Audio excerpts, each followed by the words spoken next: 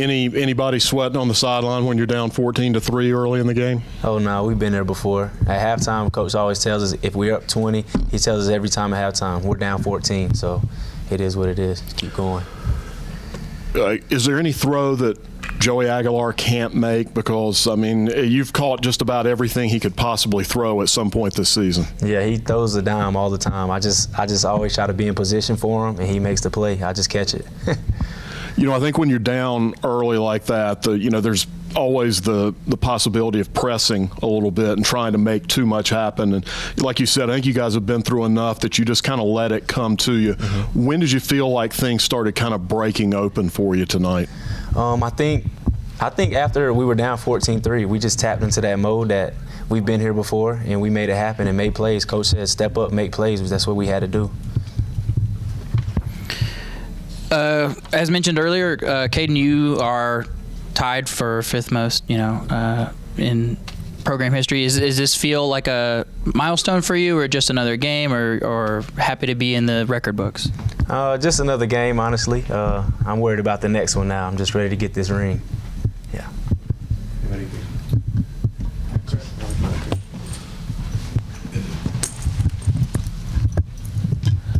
Kaedin, there was a point in the season when you guys were 3-4 and things were not looking very good for this team. What turned things around, and how gratifying is it that now you guys have overcome that and are going to a conference championship game?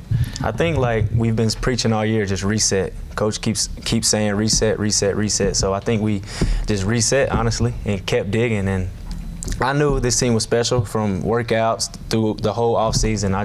We just had to come together and finish, and that's what we've done. It's fun seeing Sean Clark walk around with the pickaxe, but what has that meant to you and the team when you see him carrying the pickaxe and talking about keep digging? Is it something that you guys really take to heart? Oh, of course, yeah. He posts it up right in front of his office every day. We walk by it, so we see it every single day, so it means a lot to us for sure. On a team that wants to run, how nice is it to know that you are in the receiving record books at App State? Did you think you would get to this point knowing that your team wants to run the ball 50 times a game? I did not, honestly, but that's cool to be in the record books. Anybody else up here? Any other questions? We got David.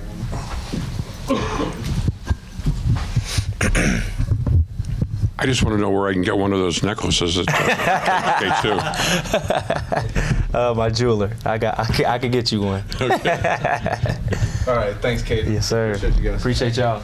Nick, you and I had a chance to speak this week a little bit about Senior Day, and I think maybe I asked you about a couple of things that really had not entered your mind yet. Now that you've played the game, it's over with, the results are in, you're going to a Sun Belt Conference Championship. Can you maybe give a little your perspective of what tonight meant for you? Tonight just meant everything, just recapping my whole career at App State.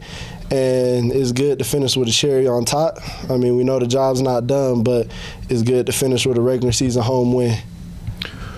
Talk a little bit about the secondary tonight. They came out gunning a little bit on you, and you guys probably made some adjustments, switched some things up. You end up picking 3 balls off. I thought Tyrek was going to come away with a third one, and that one got away from him in the end zone. But you guys were in the middle of a lot of passing lanes.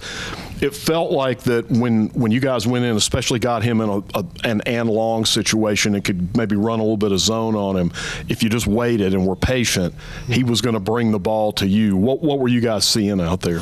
I credit Coach Sloan for making them adjustments and making them calls on the sideline, because we came in with a kind of different game plan, and as the game went along, he adapted and put us in the right calls and the right positions to make the plays that we needed to make. You understand the magnitude of what it takes, not just to get to a Sun Belt Conference Championship game, but then to win one. What are the things from your experience that are most important over this coming week to get you guys ready to go down there and take that ring? We just need to be locked in, take it one day at a time. As Coach Clark says, Tuesday is the first quarter, Wednesday is the second, Thursday is the third, Friday is the fourth. And then the game is on Saturday. But your preparation on what you did throughout the week determines the win or the loss on Saturday, quite frankly. Nick, as the coaches kept preaching to keep digging, keep digging. As a captain on this team, how did you take that as, between you and the other captains of your role in kind of keeping that mindset? I just love how, as captains, we came together and we realized that we need to start pushing the pace in practice a little bit more. We need to be high energy, and I think that's what separated us from how we started off in the beginning of the season to the end of the season was the energy, man. I love when guys are cheering on other guys when they make plays, and we just fed the monster. We keep on feeding the monster. Any more questions for Nick? All right, thank you, sir. Thank you, guys. Their passing game was pretty hot right out of the gate. They came at you pretty hard, had some success. Talk a little bit about the demeanor on the sideline. What were the things you guys talked about that kind of got you maybe reset back into the right mindset there? Yeah, just bringing it back to ground zero. The things we've been doing the past few weeks, just going back to that, going back to our fundamentals, just coming together and just playing ball. We kind of played tight at the beginning of the game, but, once that first quarter kept going on, after they had some big plays, we said, hey, we just got to play loose, play our game, and we'll be fine.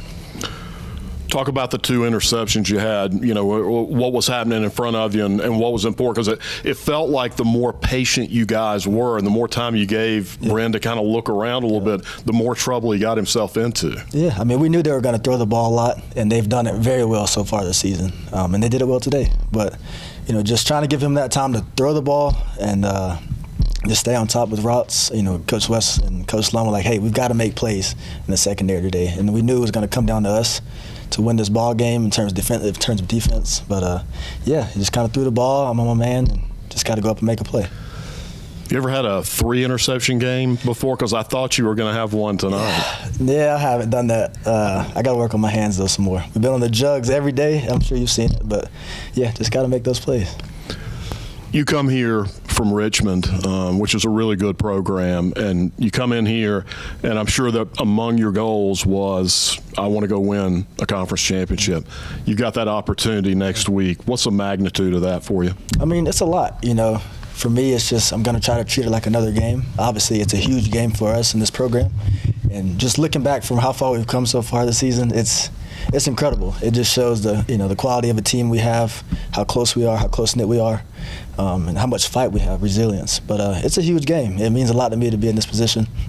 I know it means a lot to our teammates as well. Colby Shea, the Appalachian. So the first interception pushed the momentum in the way of the team, and then the second gave the offense a chance to score before the half. What are the emotions for you to make such a winning impact on your senior day? Oh, it's a lot. Obviously, I had 2 picks, at away games prior to today, and I was like, man, I just want to get one at the Rock at least before I graduate. I made it happen, and just through film study and the things and tips and reminders our coaches gave us, we were able to do that today. As a transfer new to this team this season, was it hard to step into a leadership role and this starting role on defense, or did it just come very naturally and the team is just you're part of it now? Yeah, I think it felt very natural. Everyone on the team kind of accepted me. Not kind of, they accepted me a lot. So just from day one, we all kind of had a goal, a common mission.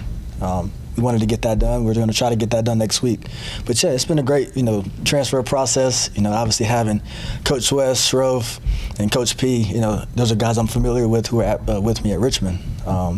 So they helped me a lot and just eased the transition for me. And it's been awesome. All right. Anything else for Tyrek?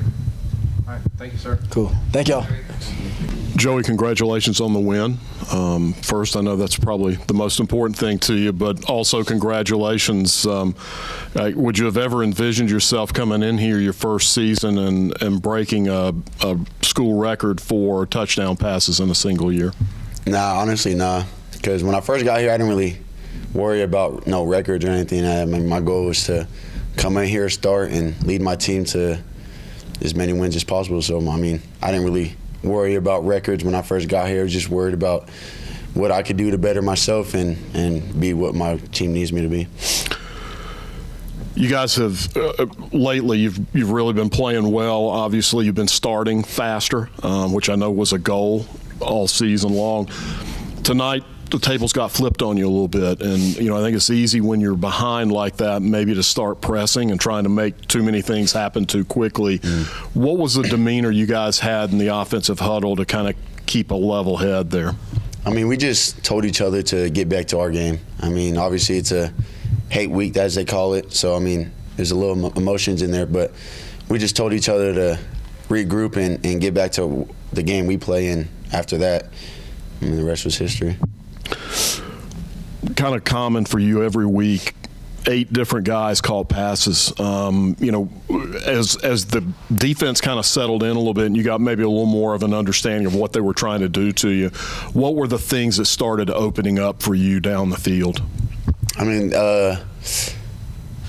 pretty much, I don't want to say everything, but pretty much the middle of the field, I mean, their safeties played really, really deep, so we just try to attack the middle field where they vacate. I mean, they're playing cover 2, playing 30 yards off, so we just try to attack them. I mean, they didn't want to get anything beat deep, so just whatever they gave us, we took. There's so many good wide receivers in that room. It's easy to focus exclusively there. Eli Wilson has a really good game tonight, and I think is one of, if not the top receiving tight end in the Sun Belt. Talk about him as a weapon and how you can utilize him when the receivers are kind of the focal point for most defenses. Yeah, I mean, definitely. I mean, he's a receiver that can block like O lineman. So with him in the run game and the pass game, I mean, pass game, it's a bigger body that I can maybe throw more of like a 50-50 ball. I mean, he could box little receivers, safeties out. So, I mean, him as a receiver is a big help, but also him in the run game. And I saw it with all the tight ends. I mean, they're all good at everything that we do. I mean, we're blessed to have receivers and tight ends. So just having that other than like a receiver helps a lot. Joey, after the Southern Miss game, you said that was the turning point in the season for you guys, and since then you've won 5 in a row. So what was it that happened that started clicking for you guys, and then what does it mean now to go from being 3-4 to playing for a conference championship? Yeah. I mean, we just had to have a why. I mean, everybody got a reason to play, and once we figured out our why and our goal at the end of the day, we just had to play together, and to do that, to accomplish our goals, we just stick together as a team and trust one another. When you're out there and I could trust a guy on both sides of me, I mean, people die for each other out there. So, I mean, we're out there battling, or I don't want to say a bad word, but we're out there battling and knowing that everybody next to you will go as hard as they can for you. I mean, it just makes it easier. Joey California, do you like the nickname, or how are you dealing with the nickname? Yeah, I like the nickname. It's cool. Yeah. We'll go Olsen and then Rogers.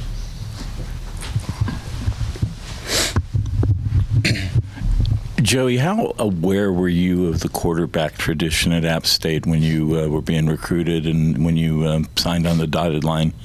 I mean, when I was getting recruited, it was preached. I mean, quarterbacks here are as you can see, I mean, Monty Edwards out here getting his jersey retired. I mean, he's a baller. Chase Bryce, baller. Taylor, they're all ballers. So, I mean, coming here, I knew it's the reason why I picked here. I mean, I knew I'd better myself as a player and a person coming here. So, you broke a very significant record today for touchdown passes with 2 of the greatest quarterbacks in AMP history watching you today, Richie Williams and Armani Edwards, both championship caliber quarterbacks. What's it mean to you to break that record, and what's it mean to do it in front of, really what our, App State royalty? I mean, all I got to say is a blessing. I mean, you come in here to play. We come in here, play hard, and things like that just come along when you play hard. I mean, I don't really try to reach to break it because I don't want to do too much to make it seem like I'm reaching for something. So I just go out there, play my game, do what I got to do to make my team win, and then the rest is just all blessings. You had almost 300 yards passing, but your running back room tonight showed out too with three different running backs with touchdowns, and quite a bit of yardage. How significant or how impactful was the rushing attack tonight in opening things up for you? I mean, it always helps. I mean, when you could run and pass, I mean, it makes the defense kind of second guess what they're going to do. So we got the pass going, but we knew we had to get the run going. And once we got that going, obviously all of our running backs ate. So after throwing an interception in the red zone, the defense got you the ball back immediately, and just then after you scored a touchdown to Eli Wilson. So what does that say about the team's ability to bounce back? I mean, we don't. I say we got a lot of poise. We don't let us things like that get to us. I mean, it makes an opportunity for somebody to make a good play. I mean, I made a bad read, and our defense out there made a play to get us back on the field. So just everybody playing together, I'd say.